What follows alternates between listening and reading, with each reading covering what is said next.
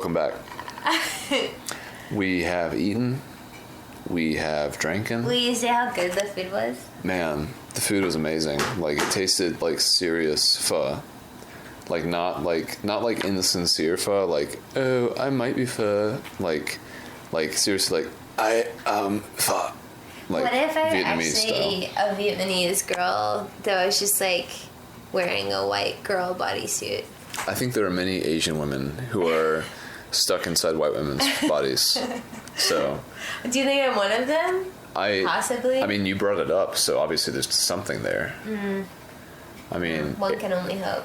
yes, one day you'll be free. Erica is definitely the reverse of you. She's a white woman stuck in a Chinese woman's body. Mm.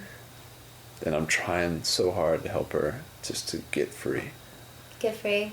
That Laser whatever song. Yeah. I should. What if I DJ'd this entire thing? So like every time that a song came up, I played it on my phone. I don't think that it would really translate well. Probably not. Yeah. But it would be really interesting. I also thought about putting on an album while this was playing. Are you talking about a record album? Yeah. How many do you have? I have a few. Do you want me to tell you about them? You can tell me what they are. I don't necessarily want a synopsis. Okay. Well, too bad. So, okay. I'll just tell you what I have, but I already know which one I want. Okay, well, women's intuition, I would expect. Yeah. So, what we're gonna listen to is The National. Okay, well, I actually am okay with that. So Alligator, which is one of my favorite albums by them. Okay. So, what I do also have is the XX, their second album. Never heard of them. JK. This is really, okay. I'll hold them. Okay. Then I have Cat Stevens. Okay. I don't like to listen to people who have recently converted to Islam, so we'll pass on that. I have Phosphorescence, Willie Nelson covers album. Not a big fan of old racists. He's not fucking racist. Well. I have Bob Dylan. Never heard of him, but Congratulations. I've heard good things. The Doors. Three Doors Down. That's what I meant to say, yeah. Okay, cool. With Jim Morrissey. Right. Okay. I have Otis Redding, which is like, this Piano is player? love making music. Oh, okay. So I don't think we're ready for that yet. Okay, fair enough. Love making. So some of the songs include Try a Little Tenderness. These Arms of Mine, Pain in My Heart. I've Been Loving You. I've Been Loving You, Shake. I Can't Turn You Loose.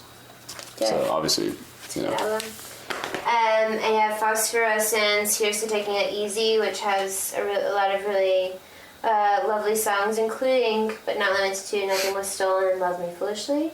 In parentheses. I love that song. Love me foolishly. I know you love me. The Mermaid Parade. In Los Angeles. And then I have Lou Rawls. Lou Rawls? Yeah, it's pretty big record. Never heard of it. But we're gonna listen to The National's Alligator, which is their third album. I actually think I might have heard this album before.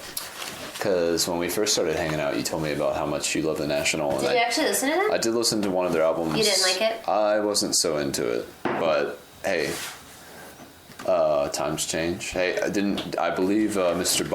Robert Dylan himself said times they are changing. He did say that. So, I think I get some points there. Oh, Kenneth, you always get points. Yeah, but at some point you have to turn them in. He'd be like, okay, I'm ready for my prize. I got all these points. And then they're like, yeah, get a few more points. And you're just like, well, okay, I've been spending 25 years getting these fucking points because you told me I had to have them, and I've got them now. And I'm kind of ready to turn them in. Is this even plugged in? That is a good question. It's not. So this looks like a faux record player because I'm noticing it has a disc player. Yeah. No. So my dad got this for me. Cool.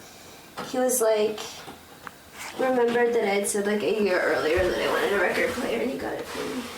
Does it also have the ability to make your records into digital records? I don't think so. Okay. The Scarborough dude has one of those, and it sounds like a cool little device. I just like using like a manual transmission car, I don't really know how to like properly do a record. I don't even know the right terminology how to say do a record. Is this a 45 or? We're about to find out. I guess, but if it starts to play, we won't really know unless you already knew. This is right. That's right, y'all. Get ready. This is Jester. Oh, this is side B. Yeah. Take your time when you tell her. It's from 2005. That sounds right. After him, you should have looked after her more.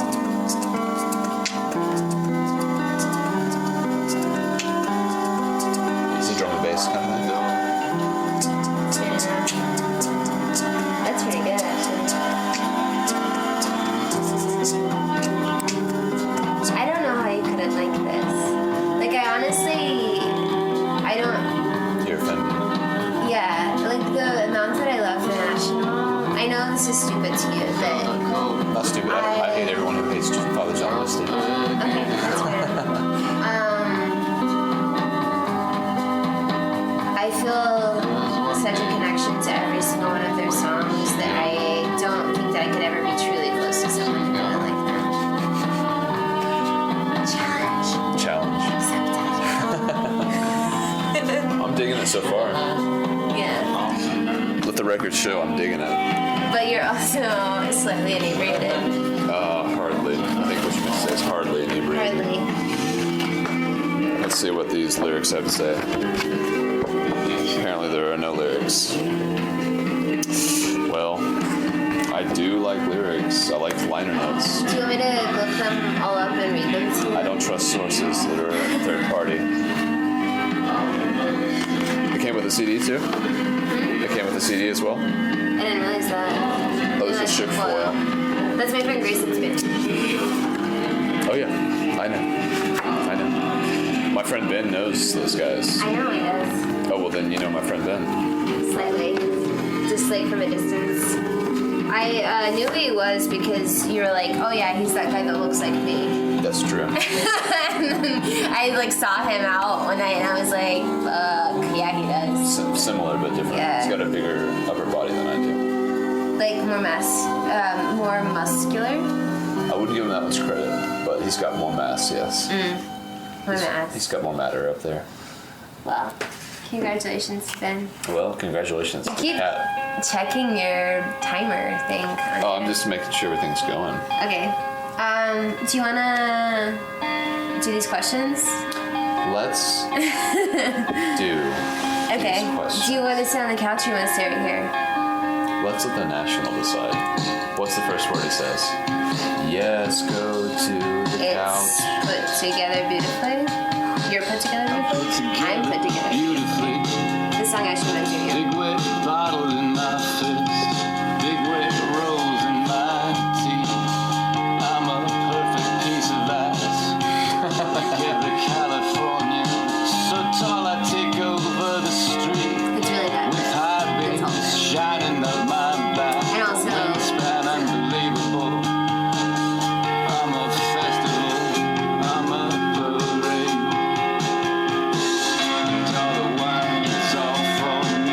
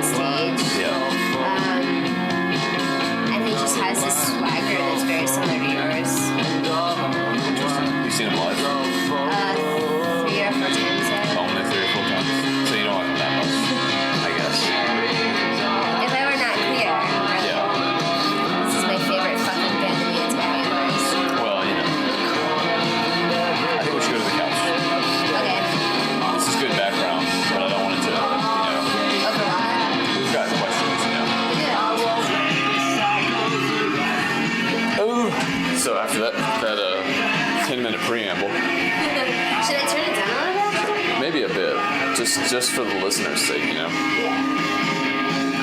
Maybe I should get a beer for the listener's sake. Just for the listener. For the listener's sake. For God's sake. Follow me. We're gonna go get a quick beer. We're gonna get some Torpedo, or as Jake Cook would say, Torpedier, some extra IPA. Bought these beer. We went to get some noodles for our fuck because I forgot to bring them, and I wanted to go ahead and contribute something because Lindsay bought all the ingredients for the pho, so I had to. Fuck, bear with me. I had to do something to say thanks. Dropping the cap. Hey, Lindsay. This is part of the experience. Mm-hmm.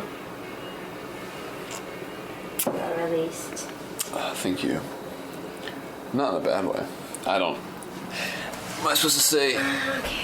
One day, listener, we'll get this right. All right. We're ready for round 2. Even though your house only has like a few turns, I still get really confused.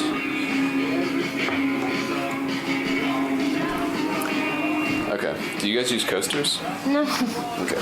This is actually my grandmother's old living room furniture Really? from like right before my mom and aunt redid her living room, and It's a very small piece.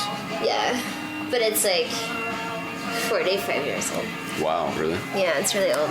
It's an old piece of wood. Yeah, Or like particle board or whatever it is.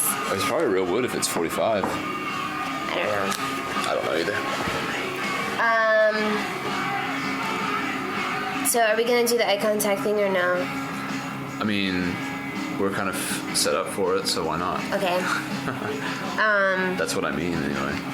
So Since I phrased it like that. okay. Okay. Make it comfortable. Do you want some of this blanket? Oh, I'm good right now. I got these socks on. Okay. Saxon. I'm an Anglo-Saxon. Anglo-Saxon. I got my Anglo socks on. Good one. Thanks, dude. Take 4 minutes and tell your partner your life story in as much detail as possible. So this is question number 10, Yeah. right? Is that right? Or is it 11? 11. It is 11? Yeah. Okay. Who goes first? You do. Okay. Do you want me to set a timer? Yes. Okay. I'm a misanthrope. Yeah, I'm a misanthrope. Yeah, I'm a misanthrope. Ready? Yep. Go. Okay. I was born close to Washington, D.C. in 1989, December 15th. And I don't remember much of my childhood from when I lived in Virginia. And then when I was about 4 years old, we moved to Orlando, Florida. And I don't remember much about that, but I know I was very afraid of people breaking into my house. And I saw my grandpa dying. And that was the most pivotal point in my life because I realized that people could die without having a nice way out. They could die painfully, and that there was no reason, no rhyme to why someone might be chosen to die painfully versus someone who got to die nicely. Mm-hmm. So when I was about maybe somewhere between 5 and 7, I realized that, and it kind of peppered my life with a different kind of understanding. And I think that's the major difference between my sister and I, that I understand that you can die at any point and it can be painful. And Lauren, my sister, is more like, oh, life is amazing and beautiful, and let me just make love to the world. And I'm like, you got to be careful because the world might actually just kill you. So I realized that when I was like 7, kind of advanced for my age. Forgive me. Moved to Orlando. Don't remember very much. We moved in 2000 to Atlanta, Georgia, which is where we live now, and I consider this to be my home. All my primary memories and like major growth periods occurred from 2000 to today, which is 2015. So I'd say the majority of my life I remember the past 15 years, which I'm 25, so I don't remember 10 years of my life, but that's not because I'm suppressing anything bad. It's just because I don't remember it, because it didn't, I don't know why. I have videotapes. Let's see. I was kind of a loner in like high school, middle school, in that order. I went to high school first, middle school second. Didn't really have a girlfriend until college. Had friends and we played music a lot in high school and stuff. I was pretty into playing music, playing drums, riding my bike, hanging out with myself, my dog. I like to eat a lot of food. I like to eat food a lot. How much time do I have left? A lot. I have a Now, lot. a minute and 34 seconds. I lost my virginity when I was like 19. I had my first drink around that same time. I'd never gotten drunk or anything. I lost my virginity and got drunk and got high and all that stuff for the first time when I was like 19. So it was a lot of life being lived. The most pivotal point in my life with my friendships probably was when I decided to go and look for school books with my friends Ben and Steven, because I initially didn't want to go with them to the bookstore. I wanted to just like go for a bike ride or something, but then I was like, well, I'm in college now, maybe I should go check it out. So I went with them, and that like changed my life. Put it on a very different path. And so hung out with them for a long time, hung out with a bunch of people for a long time. Then I went to Japan for a long time, and then I came back and I didn't hang out with anyone for a long time. And then I met Erica, and now we're dating, and we have a dog who we consider our son. We call each other mom and dad, and we refer to him as our son, our very retarded son.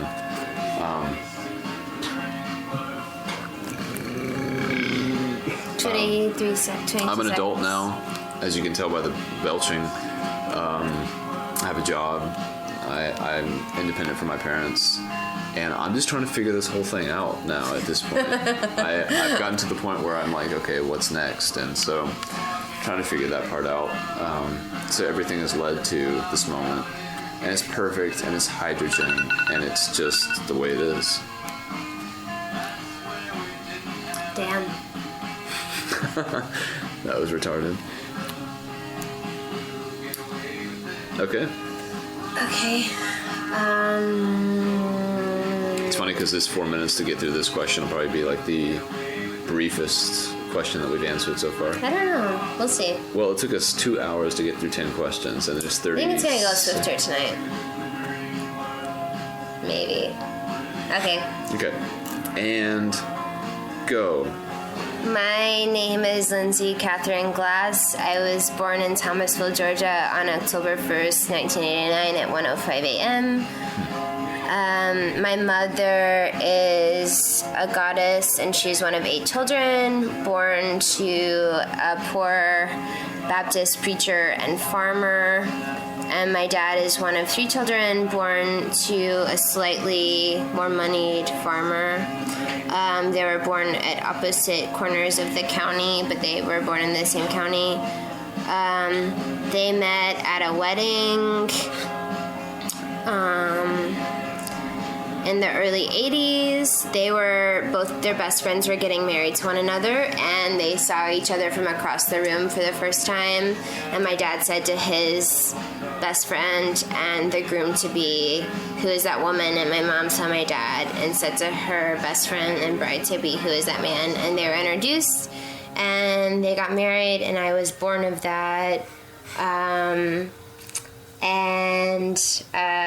I had a pretty awesome childhood, a lot of which was hanging out with my grandfather, which is my dad's dad, and my grandmother, which is my mom's mom, and I always wanted them to get together and get married because you don't understand it when you're that young, that's kind of weird. When I was little, I did things like I swam a lot, and I was really skinny, and I had a tan, and I was also a ballerina.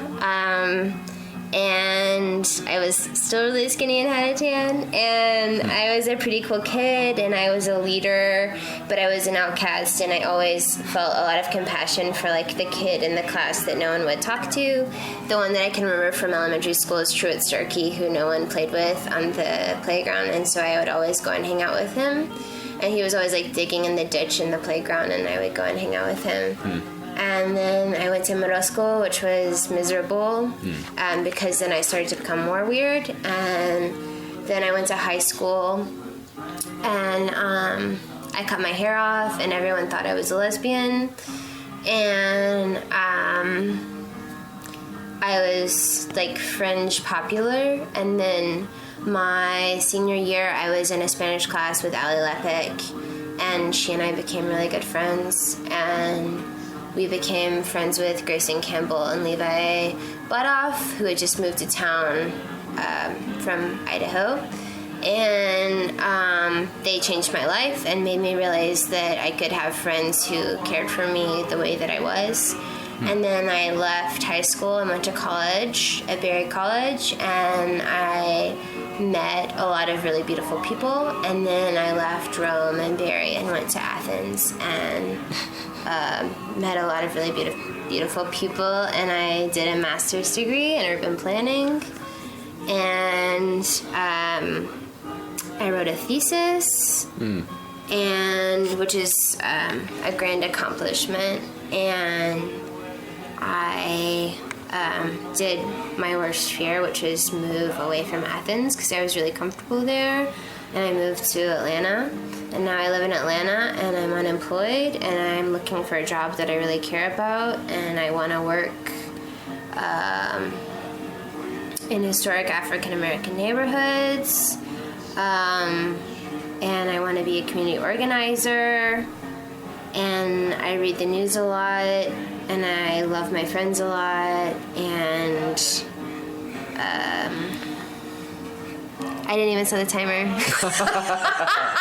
That's gotta be it. Oh, okay. Oh, you did set the timer. I was about to say you cheated. No wonder you were able to get to like the present day so fully. We have a visitor too. Paul's just chilling. Are you allergic to him? Yeah, but he's so fat. You know, I can't help it. Isn't he cute? He's pretty cute. He's cuter than Charlie. He's more docile. Oh, he likes you. That's more than I can say about Charlie. He likes me, but man, he's crazy. Paul? Hey, Paul. What's his name say? Paul Simon. Okay, you said that, I guess. Yeah, Paul Simon. When the summer that we got him, he was supposed to. So I was living with these two women, and we were living off campus, and we got him for our friend Lauren, who was having a really hard summer. And the two things that we did a lot of that summer were listen to Paul Simon and watch Star Wars. We watched Star Wars every day. 5, 6, and 7, or? Yeah. So we got home. We all worked outside all day. So me and Lauren worked in the gardens and. At Berry. Yeah, and so we basically were in the heat from like 8 a.m. until 5. It's a long day. Every day, and then Jess worked in the dairy. Oh yeah. So she had really crazy hours. She worked like 3 a.m. to like, I don't know, 11 or something. Oh, fuck that. Yeah, That's she had crazy. to get up, and the house smelled like cow shit because she had it on her shoes all the time. Ugh. But we got Paul, and we were like, we'll either name him Paul Simon or Darth Vader. And It looks like both. we decided Paul was better. More fitting. Yeah. Hey, So, Paul. How old is he? Do you know? he's 4. You got him as a puppy? Yeah, he was really tiny. Hey, little puppy pup. He's got like seal whiskers. Apparently, the whiskers have to be as wide as the body because they need to know it when they're walking in the dark. So racist. I'm sorry, I have to cut you off. Can we just move on to the next question? Yeah, so question 12. If you could wake up tomorrow having gained one quality or ability, what would it be? I know mine, so I could go first. Go first. Yeah, Okay. sure. So if I could wake up tomorrow and have one different quality or ability, it would be that I would be athletic. I would like to be more concerned than I am with my health. Like, just not in a way, because I am concerned with my health now, but I want to, like, think every day, like, I care about what my body's going to be like when I'm 80, and Yeah. so I want to take care of it in that way, that it's going to just build habits, good Right. habits, and that I'm going to do through the rest of my life. Right. But I would love to wake up and be able to go for like 10-mile runs and do like run. 100 push-ups a day and Several hundred push-ups. several hundred. Yeah. Sorry. It's okay. I'd just like to wake up and be Kenneth. 100 Actually, I mean, 100 how about push-ups. that? I mean, sure, that's a good I want to aspiration. be you. Well, it's a good aspiration. Again, I mean, you can read my regiments, my routines on my blog. It's I am better than you .tumblr.com.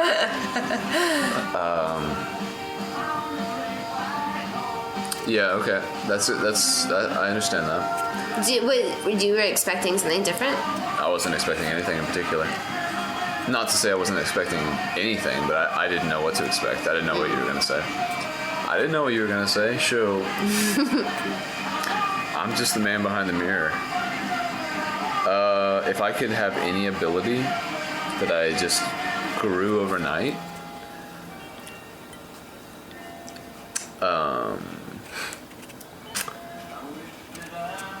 let's see.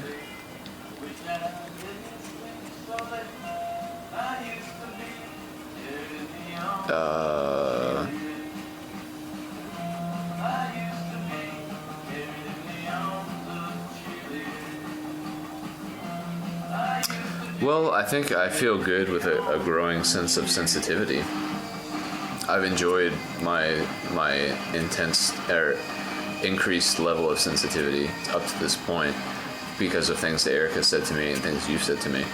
So I think probably just a greater and deeper sense of that. I don't think I would want it to be like I don't think I would want to lose my sense of my own self and become like this ultra sensitive person. But I have enjoyed making people happier than I usually did. So I guess a deeper sense of that. Although I kind of like it on the schedule that I'm getting it at this point. I don't know if I'd want to rush it. Because, I am Caucasian, but I'm not Russian. Mm-hmm. That's probably not the best answer to that question, but I don't know.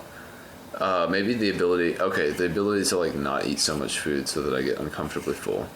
If I could just master that. Are you uncomfortably full right now? No. But maybe that's because of the beer and wine. It's turned off the enzyme that tells my brain, hey, you're really full right now. The ghrelin, as they say. The ghrelin enzyme. And there's another one I forgot. One that says you're hungry, one that says you're full. Right, Paul? You don't have that one either. That's why you're so fat. Hey! Is for horses. And stop. Full stop. Hey man, comma, period. Hey man, comma, what's up? Question mark. Hey man. Okay, here, I'm gonna try this real quick. I don't want to hear I'm gonna try this real quick. This is an care. RIP to Harris Whittles. I've said it before, and I'll say it again before, and I'll say, I've said it before, and I'll say it again. Where are you going? To change the record. Oh, that was the B-side? That was the deep cut, as they say. Those are called the deep cuts on the record, as per Scott Aukerman. Have you ever listened to You Talking You Two to Me? No. Man, it's a good podcast. It's so fun. I know. I've heard you talk about it before. I can't stop talking about it. Side A. So these are the good songs. These are the songs that they were like, this is the side A material.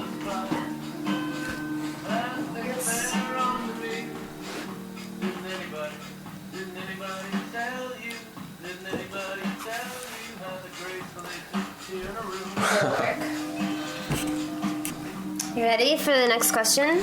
I think that we should go ahead and end this clip and then pick up in the next one with question number 12. Okay. Okay, so this is going to pick up again in the next clip, and Lindsay's totally flummoxed, as they say, in the Jewish bakeries. And we will see you soon. Question number 12.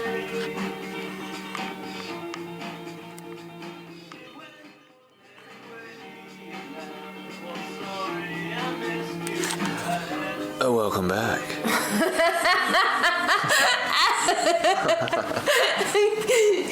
I didn't know if you like really needed to talk to me about something. If No. you're like, Lindsay, there's something in your teeth and it's distracting me. Get There it is. out. It's your Where is teeth. it? Well, your teeth are stained like purple. Really purple? Not really purple.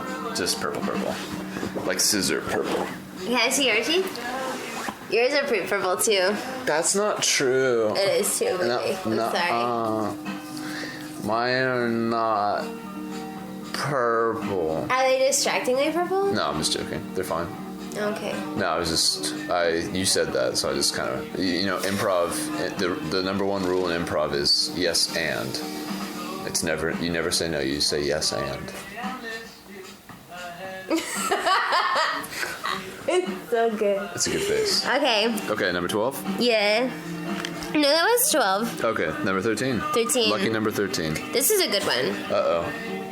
I feel like you're being very flippant with all of this. I only promised to be serious with the last 5, if you recall, from Oh, because I was that's like, such a sweet sentiment. Thank you for reminding me. well, you told me you said If that, you will, yeah, got I said it.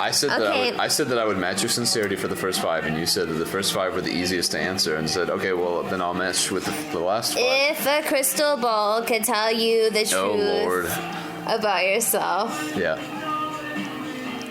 your life, your future, or anything else, what would you want to know?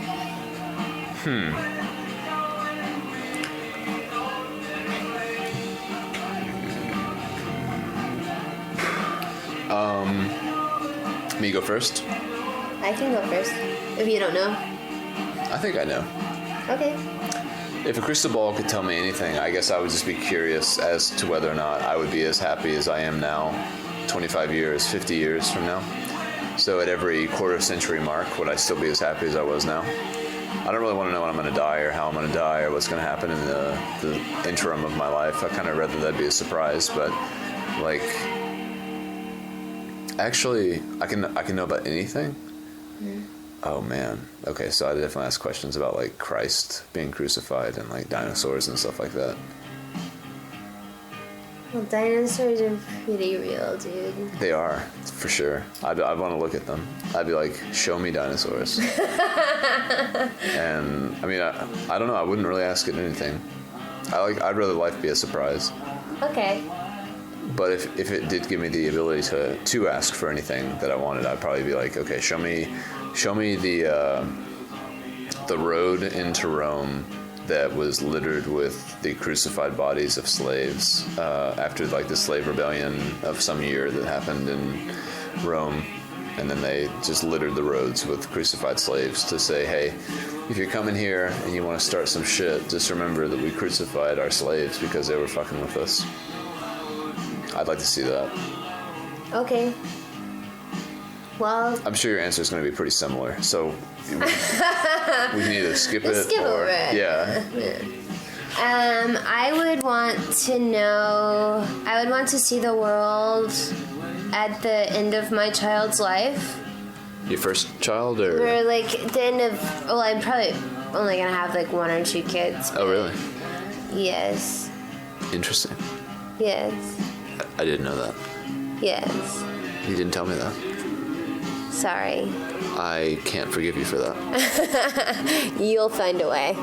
No, I won't. Yes, you will. This is the opposite of Jeff You always Goldblum's. find a way. Life does not always find a way. You always find a way. I don't. He does. I'm not. Always find a way. I am him, and he walks, and he is I. So are you. I hope that's about your dad. It's about my mom. Really? No, it's actually about Jesus. I would want to see the world at the end of my kid's life because I don't want to bring a child into the world knowing, or I couldn't know this, but I wouldn't want to bring a child into the world thinking that the world was going to be worse off at the end, like when they had the meat of their lives than it is now. So I would just want to know, like, what their day-to-day life is actually going to be like, so I could know if I actually wanted to reproduce or not. I'm going to do it anyway, but I would still just, like... Give you some peace of mind. Yeah, or some non-peace of mind. That's true. Some wreck of mind. A wreck of mind. Yeah. All right. Number 13, everyone. You're listening to Territories. Yes. Lucky number 13. You're being ridiculous. I love being ridiculous. I am so ridiculous. Like, I am Frederick Ridiculous. Like Frederick Douglass. Like Frederick Ridiculous. Ridiculous. That's very good. Frederick Ridiculous.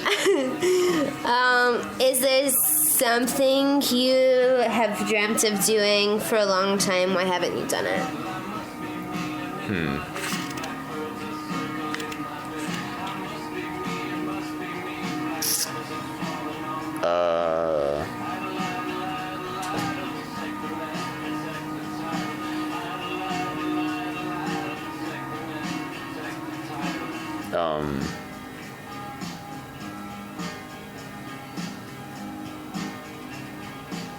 Do you have one? I'm trying to think of one that's like a good answer, you know? Did you shave today? No. I'm scratching my face because like I'm allergic to your cat. Do you want something? I've got it. Okay. Yeah, don't worry about it. It's all good. Are you gonna break out and swell All I'm up? saying is that I'm about to be a much larger person, and it's because I will be swole. I'll be swole. All right. I've always wanted to be swole. Okay, I'll go. Okay. Should we repeat the question, perhaps? Yeah, is there something you've dreamt of doing for a long time? Why haven't you done it? What a bitchy question. Like, why haven't you done it? You know? Why haven't you done it? Question. I've wanted to travel for a long time and I haven't. Where would you go? Well, I would go to Iceland first. See Bjork. No. Oh. I don't really care about her that much. There's hello. only one Bjork song that I like a lot. What song? Bachelorette. No. I would need to look it up. Do you want to know, or do you not really want to know that? Do you know how it goes? Like the chorus or anything? I probably know it. Maybe. Possibly, maybe. I know a lot of her songs. Well, congratulations. Kid. I'm not bragging. I'm just saying I might know this song. If you can sing the chorus, congratulations to you not knowing the chorus of your favorite song. You're being sassy. I'm sassy. I'm the boss. I'm not bossy, but I'm the boss. Beyonce stole that from me. We have a pending lawsuit, litigation.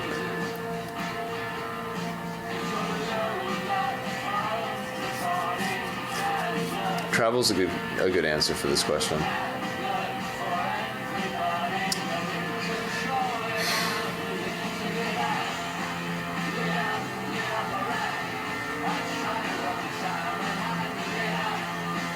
We're looking up some stuff, listener. Don't worry. Just enjoy the music. Calm down. Chill out. Take a chill pill. Pump your brakes, for goodness sakes. Just enjoy. I'm familiar with this album. I know that album art. That's the wrong one. No, it's not the wrong one.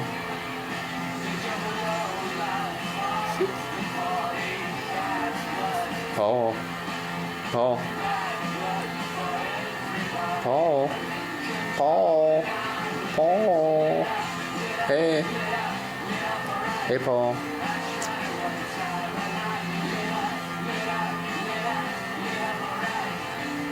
Hey, Paul. What's up, Paul? How you doing, Paul? You're listening to Territories. It's a Tuesday night, beautiful night, Atlanta night. We got wintry mix right now, approximately 32 degrees, and we got DJ Lindsay looking through her Bjork catalog, trying to find the her perfect song that she would want to have. Listening.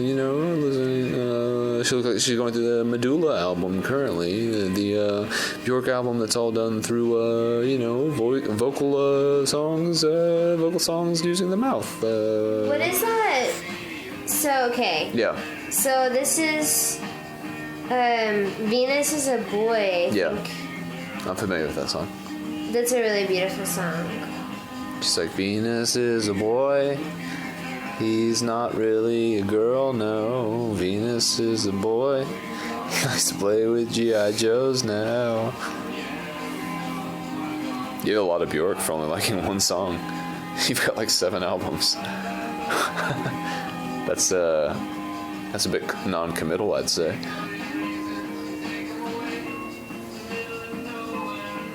It's a song about, it's like, I don't remember exactly what she says, but basically like, you can't control what you get. Okay, it's like a song about like regretting a purchase or something. Or a person.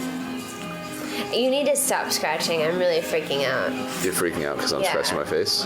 Why? Because I'm worried that you're super allergic. Not super allergic, just slightly. He's over there now. Oh yeah, but it's the whole room is contaminated. Do you want me to like cleanse your face? Look, I'm going to die. You have to accept it. What are we talking about? This got way off track, but I think we're... Iceland, Bjork. Oh, yeah, I would travel to Iceland. That's what I would do. What's your answer? What haven't I done that I've been dreaming about?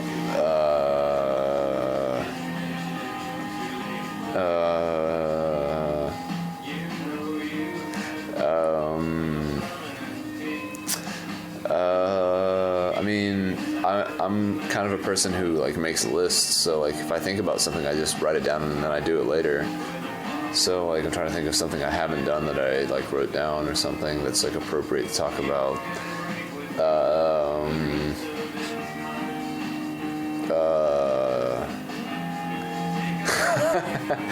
Let's just say I haven't done what I can't say because I can't say why I haven't done it. Okay. Fair enough. That's a pretty honest answer. Yeah. I can't say what I haven't done because I can't say why I haven't done it. Okay. But I haven't done it, and I've dreamt about it. Well, I know what you're talking about. Whatever. Yeah, this goes subliminal. Y'all ain't know. What is the greatest accomplishment of your life? Jeez. There was a first thought, best thought always. There was a homeless man once who asked for a double cheeseburger. My mom and I got him one. He was pretty happy about that.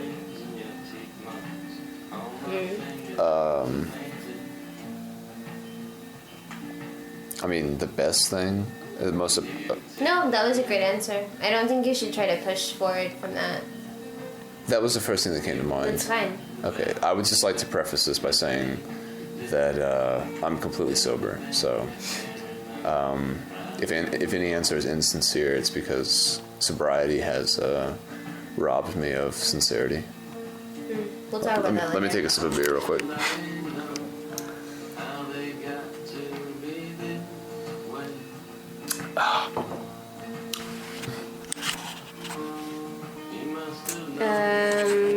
Greatest accomplishment of my life. Yeah.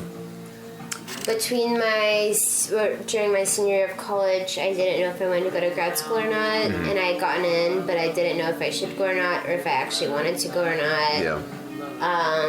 And my dad, I thought that my dad really wanted me to go, and I felt a lot of pressure from that. Yeah. And I wasn't sleeping, and I went home for Christmas, and we were going Christmas shopping for my mom, and he said that he was completely proud of me no matter if I went or not, and that I should just follow my heart. And that was like the greatest accomplishment of my life, is hearing my dad say that he was proud of me and that I could just do what I wanted. So That's a better answer. well, one of us is taking this seriously and one of us is not taking this seriously. Well, no, seriously. so- When my mom and I, this is when I lived in Florida. Back to call back to the 4 minutes of when I lived in Orlando. There was some guy who was out. He had a sandwich and he was like, "Please give me food" or something. He had a sign, not a sandwich. He had a sandwich. He had a sign asking for a sandwich. And he was like, "May I have a sandwich, please? I'm homeless. I need a sandwich, please." And my mom was like, "Let's go to McDonald's. Let's buy him a sandwich." And maybe that's where I get my altruistic desire to give homeless people money. Because I was like, that did feel good, Mom. Thanks. That wasn't an accomplishment though. So let me What's he saying? Stop. Don't touch. Leave the area. Tell an adult. I liked your answer better than mine. I'm going to endeavor to make my next answer as good as yours. And I'll go first for the next one. Okay. What do you value most in a friendship? Damn it. It had to be that. I would say in a friendship, a mutual understanding that expectations may not always be met. Like, maybe that despite like a tacit knowledge that even though you guys might disappoint each other, like you have something that goes beyond any sort of momentary setback or disappointment. And it's just like the firm knowledge that no matter what happens, like you guys have a solid core. Because I think at a certain point with people, like, you have so much history and so much experience with them, it's just like, to a certain degree, nothing could ever, like, tear you apart, barring, like, extreme illegality or death.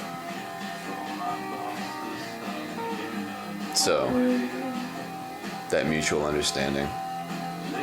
Okay. Acceptance. Maybe the word is acceptance. In friendship, I value attention. So,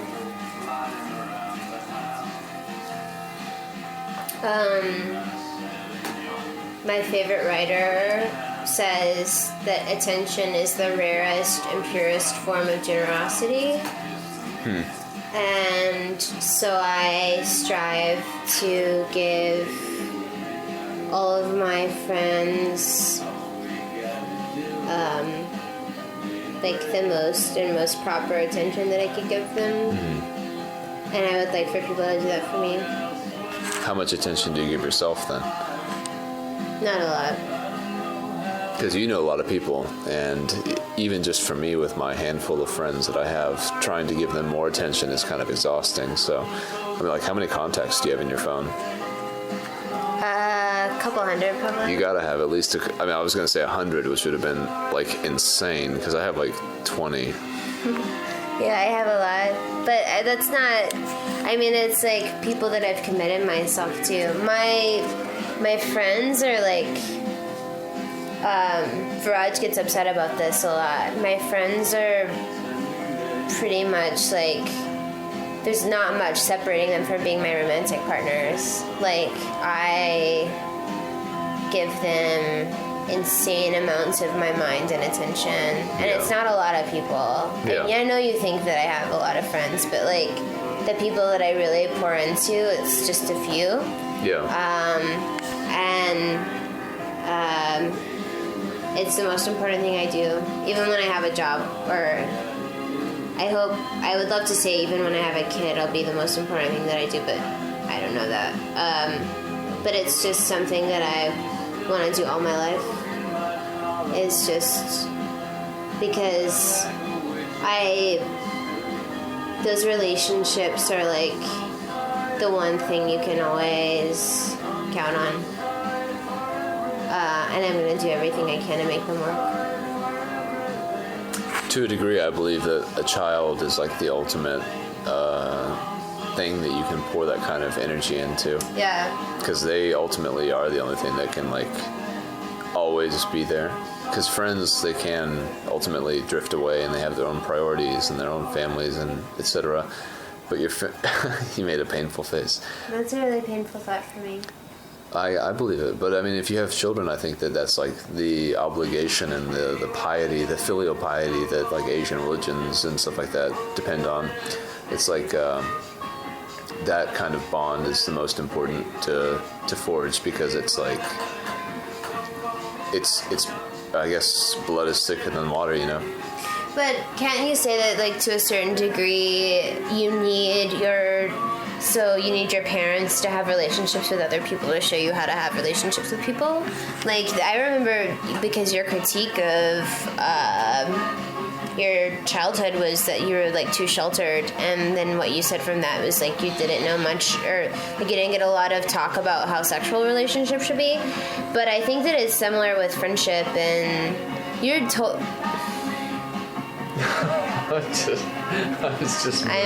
I was just moving my arm, and I happened to see the clock. No, I that was a bad. No. Don't even consider that as background for what's happening.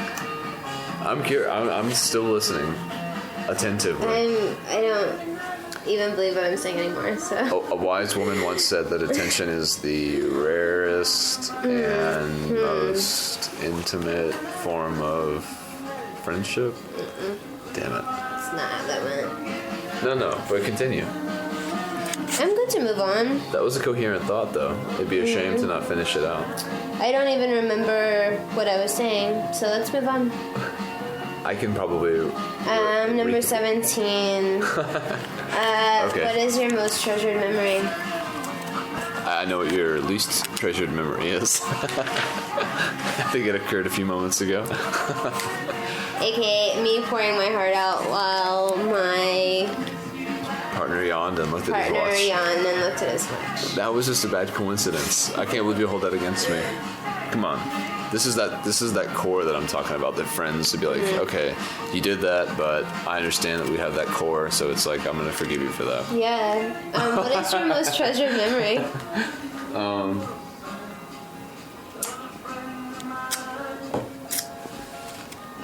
Most treasured memory.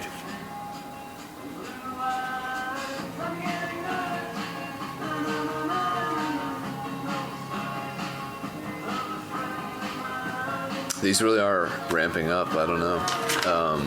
Most treasured memory. Do you have yours?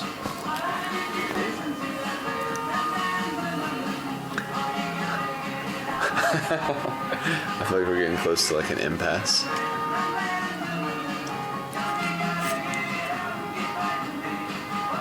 I think this exercise at a certain point might have the opposite effect. Most treasured memory. I mean, it's hard to say that there's a single memory that's most treasured, but I definitely like memories of like going to my uncle's mountain house up in I think North Carolina with friends from Orlando when I was like I don't know, 13 or so, and we never really had video games growing up, and they would always bring video games, and so it would be like this rare treat to play video games with friends and have fun with them and catch up with them and go for hikes and stuff and go to bookstores and, you know, talk about stuff and, you know, find salamanders under river rocks and build small dams and look for crawdads and hope that there's no bears out there and, you know, walk around and find the well where they shot the ring where that girl comes out of, and, you know, play with nutcrackers and try to open a lot of pecans, although we were like young and didn't like to eat pecans, so we just throw them away after we open them. And yeah, Okay. I think those are fond. Those are some of my fondest memories, but I wouldn't say number one. It's hard to say number one for me. Do you have a definitive number one? Yeah. Oh, really? Okay.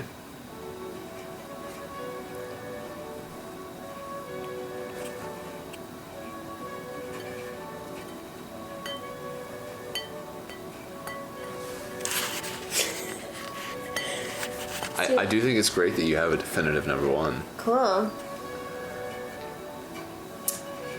Are you asking me to share? I would love for you to share it. Okay.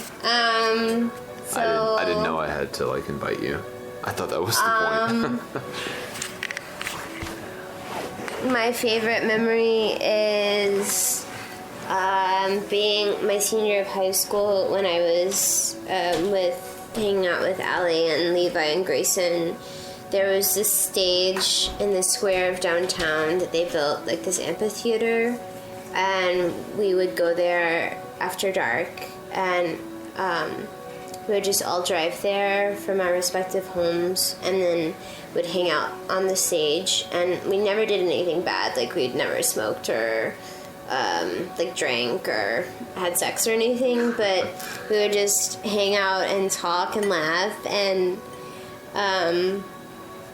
the guys would get really hyper, and because they just got really excited and would do crazy things. And I remember this one time that we were all hanging out, and we were it was summertime, we were all wearing flip-flops, and I think Grayson or Levi just like took off my shoes and threw them as far as they could throw them, like into the square. And then it became this like thing. We were all like chasing after our shoes / trying to steal other people's shoes to throw them as far as we could throw them away from one another. And I was just so happy. Like, that's the most unburdened happiness that I've ever felt. And I just truly felt in that moment that everything was going to be okay, and that nothing terrible was ever going to happen, and that even if things that were terrible did happen, that I would always know those people,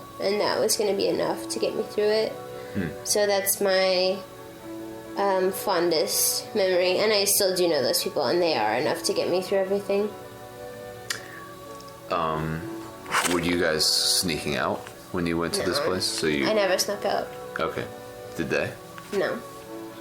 How long? And this wasn't late at night. This was like 8 p.m., you know? 8 p.m., you know. So, there was nothing wrong or tacit about it. It was just good old-fashioned flip-flop throwing. It was a lot of fun. I can imagine. I have a sense of what that felt like. Yeah. It was just so unbuttoned. And like, I felt, and I still feel so comfortable with each one of those people. How many years ago was that? That was my senior year of high school, so that was 7 years ago. Close to a decade. Yeah. Which is pretty monumentous. Yeah. Yeah. That was it for me. Wow. Yeah. And that just came to you? That was an easy answer? Mine was hard. I don't even think mine was accurate. It's more just a memory. But I like yours. I feel like right now what you're trying to do is like regain my favor. I and the listener both would not say that's incorrect. I yawned. I looked at my watch. It was distasteful. It was a bad coincidence. And I apologize. Will you accept my apology with the pressure that is now placed Not upon yet. you? Okay. But maybe soon. Onward and upwards. Number 18. We're moving forward. This is good. Moving forward. What is your most terrible memory?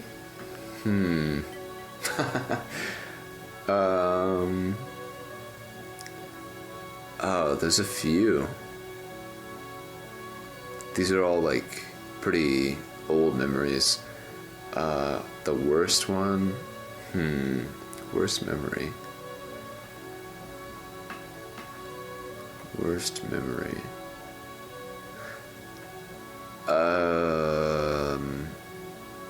Wait, is that the question? Worst memory? Terrible. Terrible memory. I think, okay. I'm going to settle on this one. I think that the first crush I ever had, I really liked this girl, Ariel Pratt. I've told you about her before.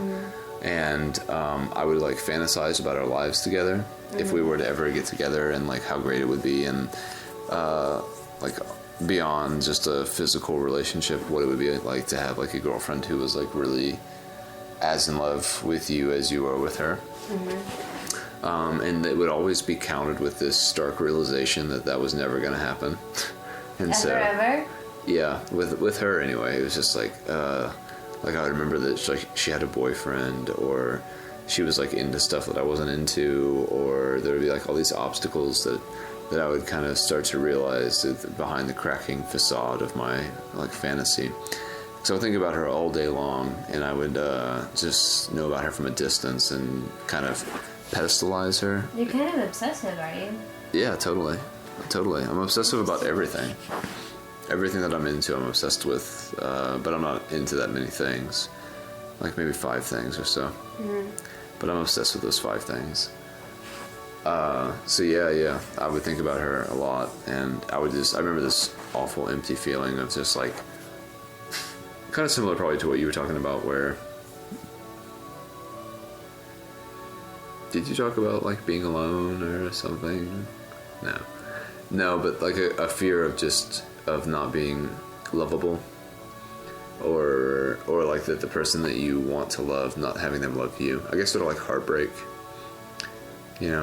first real heartbreak, unrequited love.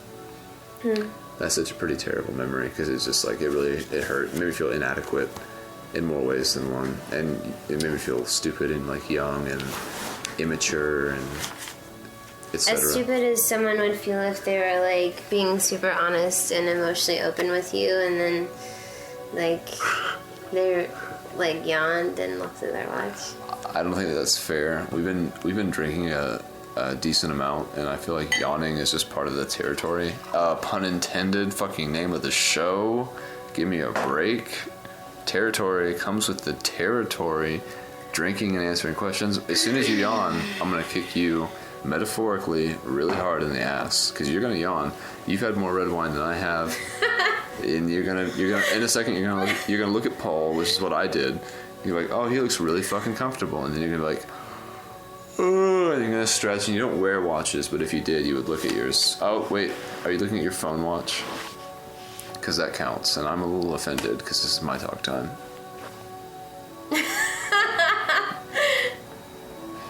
I wish my watch was digital, because I don't. Is it 11:35? 11:41. I was close. I was like 6 minutes off. Most terrible memory. Indulge us. My most terrible memory is one Saturday, my dad, I don't even know how young I was. My dad took me to town with him, and I fell asleep on the way there, and he just had to run into like the hardware store to grab something super quick, and I happened to wake up in like the 4-minute span that he was gone, and I freaked out and started like banging on the windows of his truck, because I thought that he had just abandoned me. Yeah. And then how old were you? 18. 5. 5. I can't. Come on, Kenneth. I actually have 18, really? I have a similar. Well, that was a joke. Yeah, well, I mean, really, that was a joke. Yeah, but it was in, I guess, poor taste. I have a similar actual memory of my dad in his truck, but continue. That's it. Freaking out in the truck. Mm-hmm.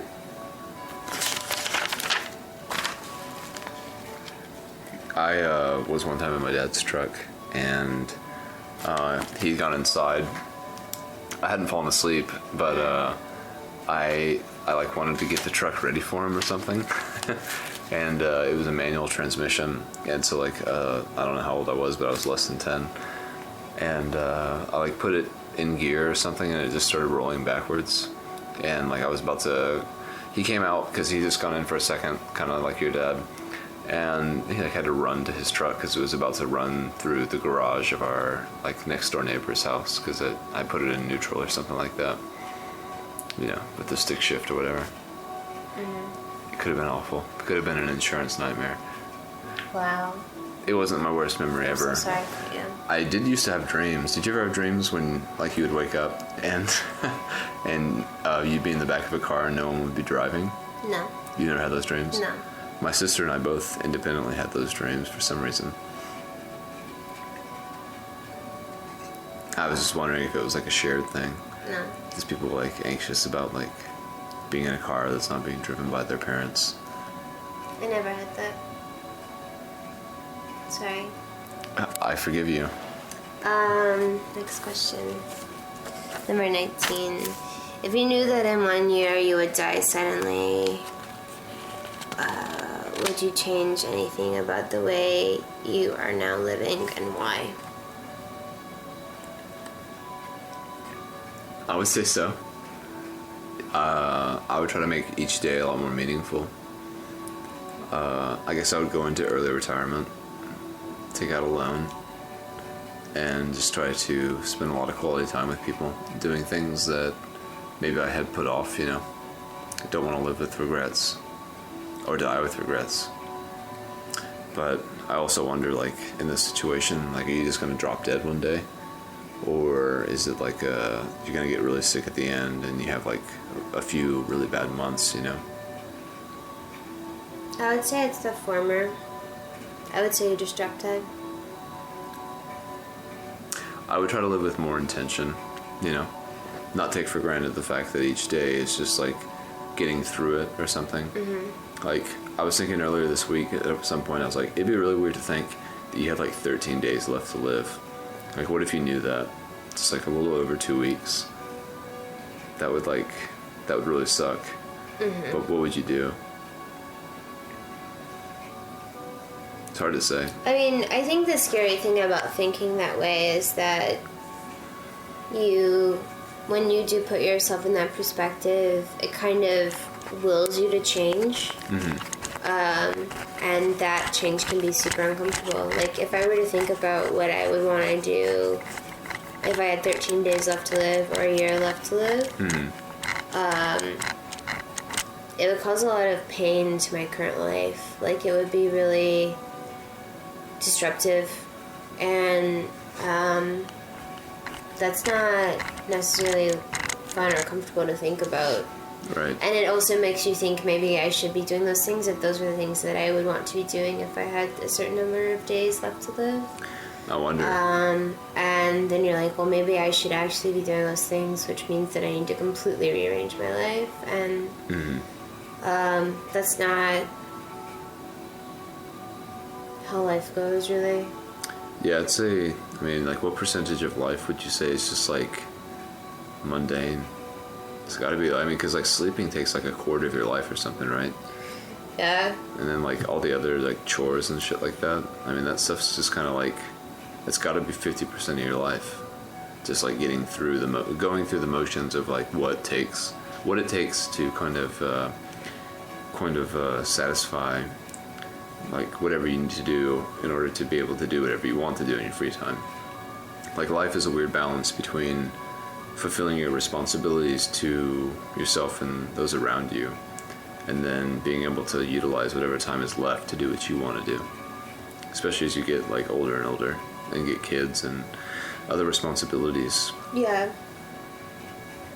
Like, I don't know, it's sort of a luxury in life to have so much time spent that is not of your own choosing, because it makes the time that you do choose to do things more valuable. Like, if all of a sudden every day was like you had to live with intention, that'd be kind of exhausting, I think. Because you'd be like, wow, I can't make a meal for myself because that's just a waste of time. I only have 359 days left. I disagree. You think it would be good to make a meal for yourself? I mean, I think that that's the way that it should go. Every day? Yeah. I try to live that way. Like, I don't succeed, but I try to, sound like a sorority girl, I know. Live, laugh, love. But I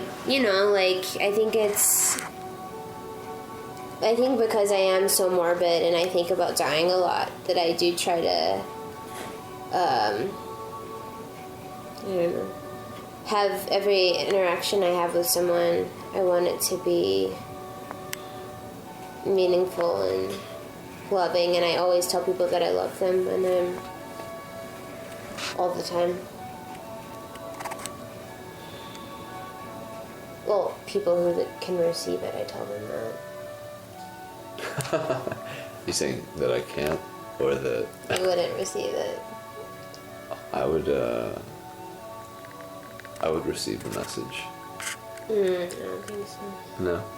There's a difference between receiving something and, like, absorbing something. Okay, question 20. I feel like you're just getting madder and madder at me with these questions. That's fine. What does friendship mean to you? Well, I'm geez. super excited to hear about this one. Friendship is someone who doesn't tell you to shut up. Someone who's listening. Never told you to shut up. You tell me to shut up all the time. I don't. We were making food, and I was like, "Hey, this tofu is really," and you're like, "Shut up." What does friendship mean to me? Well, recently, as I said previously, in the unrecorded format, I think friendship means being aware of how your actions will make the other person feel, and being willing to take that into account so that you try to make them feel good more of the time than being selfish and just doing what would make you feel good. So it's buying Angel beer. It's hanging out with Ben and Kat and showing them that you don't disregard the fact that they invited you to go watch a movie. I guess it's acknowledging, it's going above and beyond simple acknowledgement of the relationship that you have, and it's like honoring it through little special things that you do to hoist that person and that relationship above just a relationship you might have with anyone. Mm-hmm. Like giving special gifts or a special text or, conversation or buying someone something. Just, little things. It's everything that is the opposite of a day-to-day mundane relationship. Okay. I'm just saying.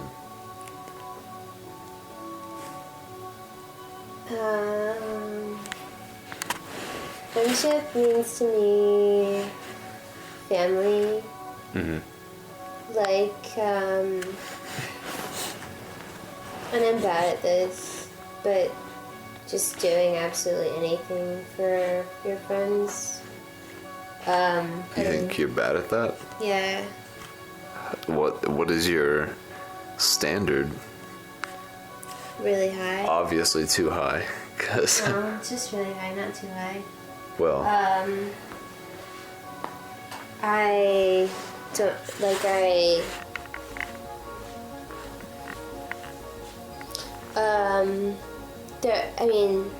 it's just like when I say that my relationships with people are the most important thing in my life, I'm not joking.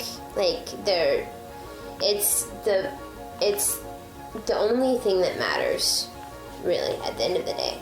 And I know people who have different things that matter to them, and that's fair, and that's okay to me. But, like, if I had all day to make my friends happy, and that's what I got to do for my job, then that would make me really happy. And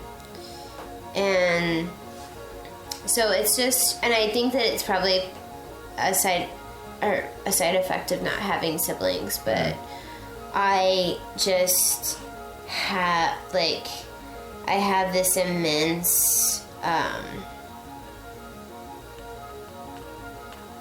don't know, desire to be in contact with certain people throughout the week and just to know how they're doing. And I don't think that I'm great at that, but I'm trying. I don't even remember what the question is. friendship, what is... What is friendship? Friendship is fucking family. It's just there's that saying that Jesus sang, it's dying to yourself or whatever. That's friendship to me. Dying to yourself? Dying to yourself. Just, you said honoring, but honoring someone more highly than you honor yourself. Mm-hmm. And I struggle with that a lot.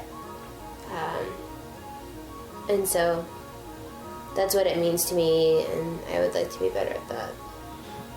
Well, I think it's hard to override your own selfishness. So anyone who tries to, I think, is worthy of recognition and applause. So I'd say you're probably doing better than you think. If you don't think you're doing well, you're kind of my shining example of what a good friend should be. Perhaps you didn't listen to the most recent episode of Jesus Charlie, even though I know you did. But, it was if you think you're falling short, it was your short-sightedness with your friendships that inspired me to rise to a higher level with mine. So, if nothing else, you're setting the bar for ne'er-do-well fuckheads like myself. So props. You're affecting change in at least one other person outside of yourself. I'm working my way back into her favor. I don't know about that. But seriously, that is true. I mean, I've done things recently for my friends based on the way I've seen you treat your friends that I have never done in my life. So, touche. That really doesn't, though, like, I don't know, in my mind, when you say stuff like that, Yeah. it's not, like,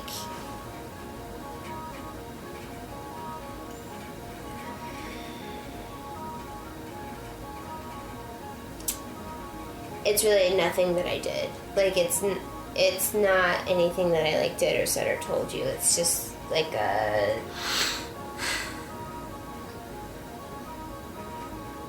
There's a national song.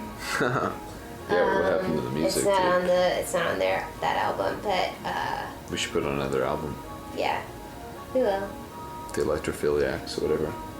Phosphorescence. Yeah. Anyway, there's the extended version of not their last album, but one before that, called High Violet. There's a B-side called You Were a Kindness. Which is like, I just, like, I think that there are certain people and things that you can know and read and get to, experience that show you a different way.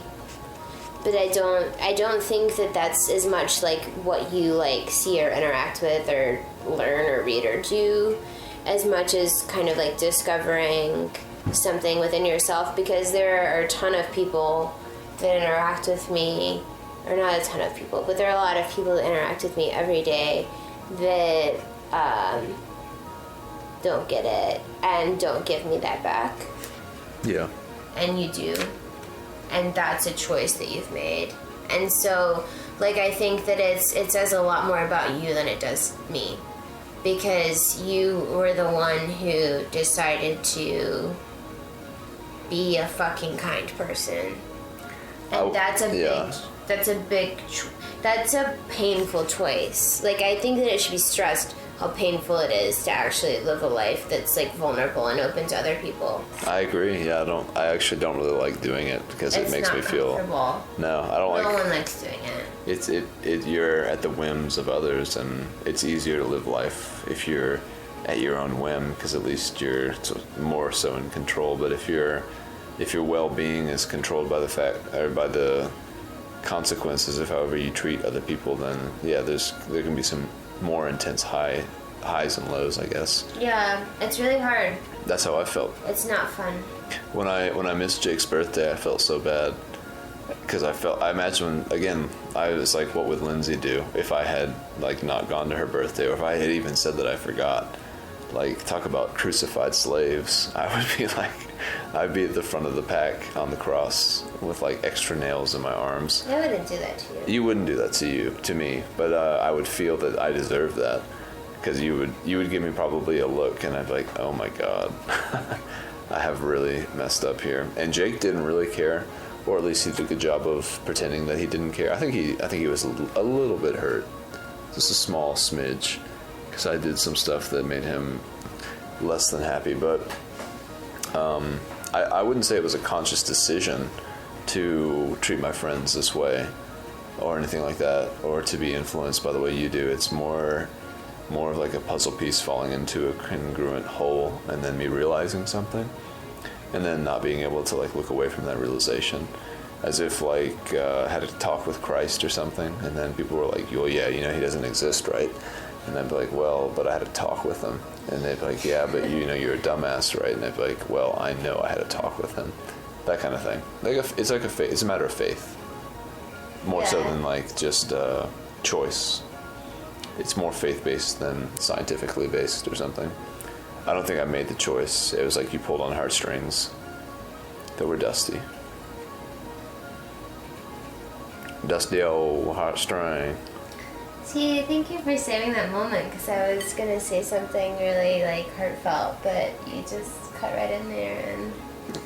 I mean, I'm trying to bring a well-rounded Grinchian style. I mean, So we're on. I keep failing. We're on. Yeah, welcome. Welcome to Territories. It's a series of It's questions. weird because we're drunk, y'all. It is. That's the only reason it's weird right now. A series of questions that put me deeper and deeper into the hole of despair. Oh, the next one's gonna be great. But Oh, I think yeah. we should take a break. I think we should stop for a minute. We can do that. You're listening to Paul. Paul. Baby, hurry, Mister. Hey to Paul. Hey Paul, you sitting on the chair right now? You like the chair right now? He likes it because the hot air from the vent blows up underneath the stool and warms his tummy. The Paul got the brain right there. Isn't he so cute? He looks very cute. Look at his tail.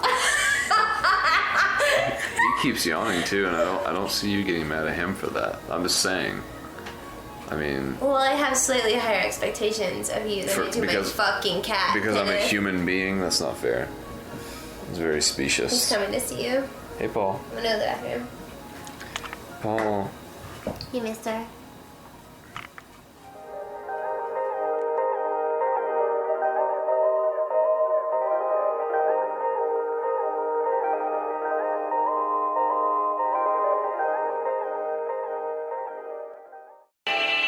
You've been listening to A production of The Podcast Empire. Spread the word.